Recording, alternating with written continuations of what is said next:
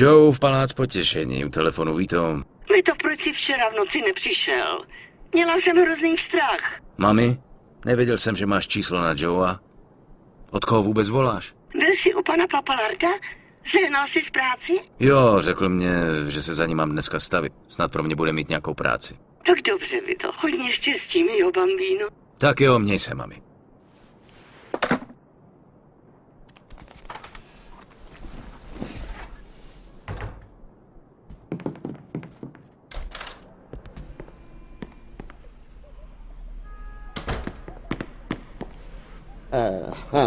Zdravíčko. Co se děje? V rádiu nehrajou nic dobrýho? Starej se o svý, chlapče.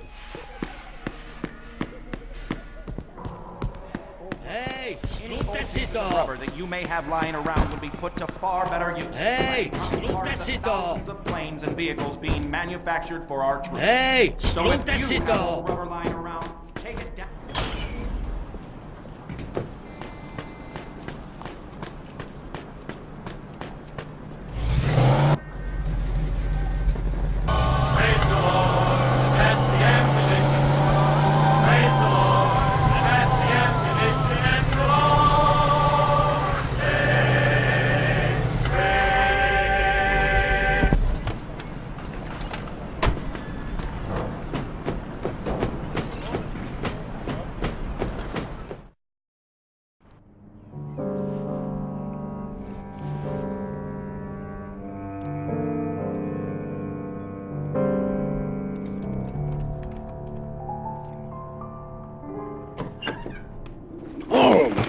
Zavři dveře, táhne sem.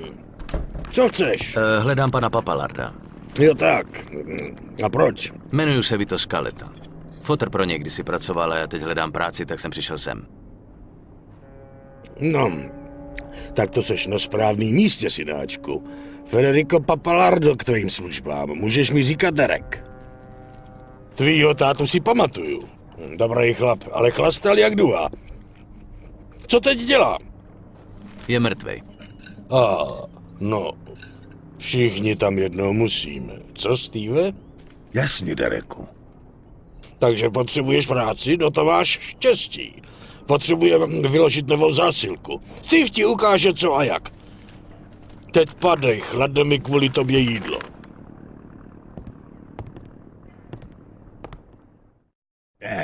Pojď za mnou.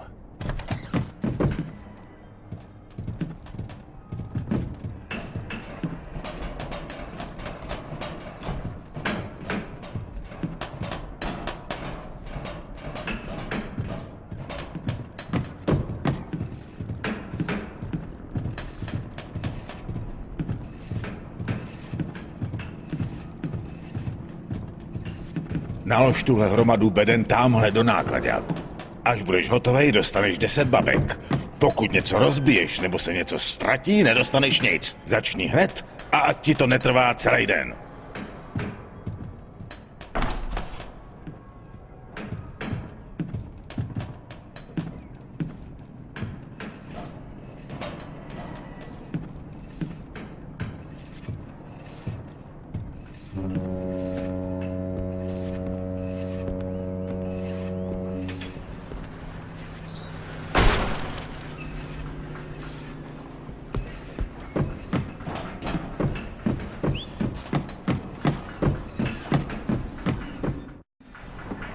Hej, už jsi skončil? Jo, skončil jsem.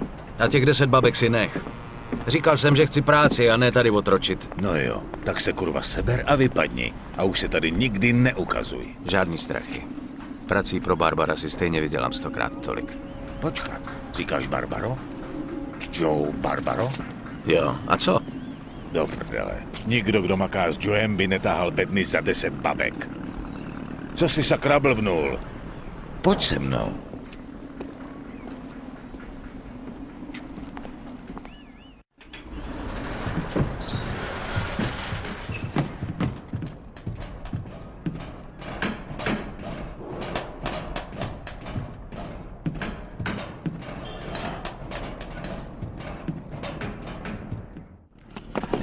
Co teď?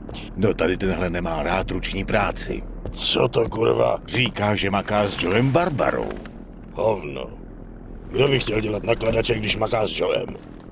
Tohle mi budeš muset vysvětlit, synáčku. Tak jak to s tebou je? No, moje máma chtěla, abych se přišel zeptat na práci, ale potřebuji pořádný prachy. Zatracený ženský, všechny jsou stejný. Co, Steve? Jasně, Dereku. Nechce, aby se sflákal s Joem, že jo?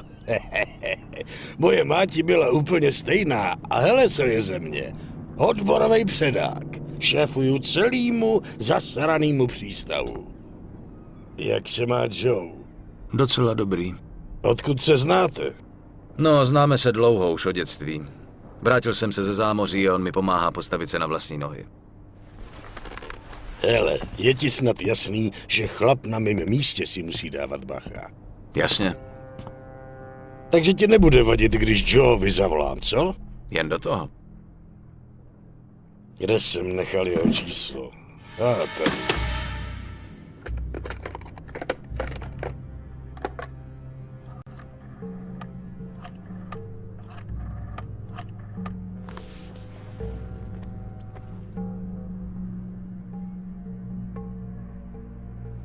Možná není doma.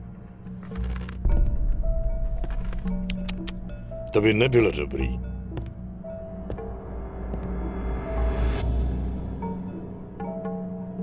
Nazdar, Joe. Tady Derek. Poslouchej, mám tady jednoho chlapa. Hele, jakže se to jmenuješ? Vito. Vito. Hledá práci a říká, že je tvůj dobrý kámoš. Moc dobrý kámoš. Tak jsem se chtěl nejdřív zeptat tebe. Aha, jasně, válečný hrdina a tak dál. Dobře, tak díky. Pokecáme později. Promiň, kámo, ale musel jsem to ověřit. Joe říká, že se právě vrátil z Itálie, takže se o sebe umíš postarat. Pokud si chceš trochu přivydělat, něco pro tebe mám. Chlapi tady v přístavu mají každý měsíc zaplatit prachy na holiče, ale půlka z nich na to sere. Potřebuju někoho, kdo je trochu pošťouchne. 10 babek za chlapa. Co když nechtějí ostřílet? No tak je budeš muset přesvědčit, že chtějí. Jasně. A když bude někdo dělat problémy?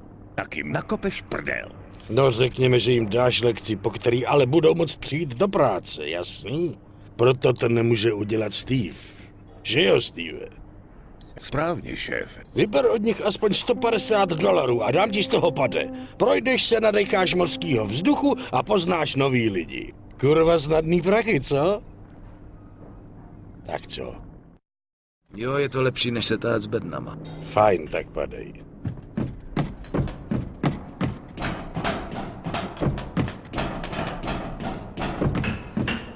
Hele, jdu vybrat peníze na holiče.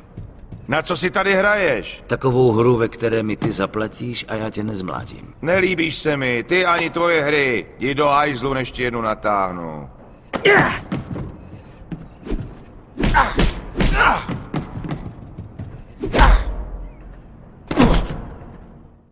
Tady máš ty prachy. Jsem rád, že jsi to rozmyslel.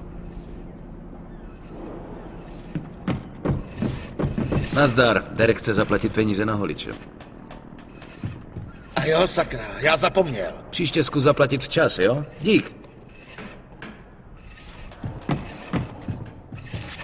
Hej, Derek vzkazuje, že mi máš dát peníze na holiče. Jo, jasně, tady to je.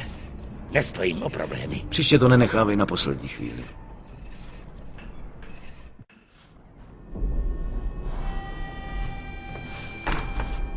Nazdar, Derek chce zaplatit peníze na holiče. Hele, debile, nemám na to náladu. Tak vypadni, než tě bude bolet celý člověk. Nic takového, Derek chce svý peníze. Derek mi může vylízat řiď. Co se mnou kurva udělá? Nechá mě zabít? No, řekl jsi to ty, ne já. Tak si to klidně zkus, kreténe.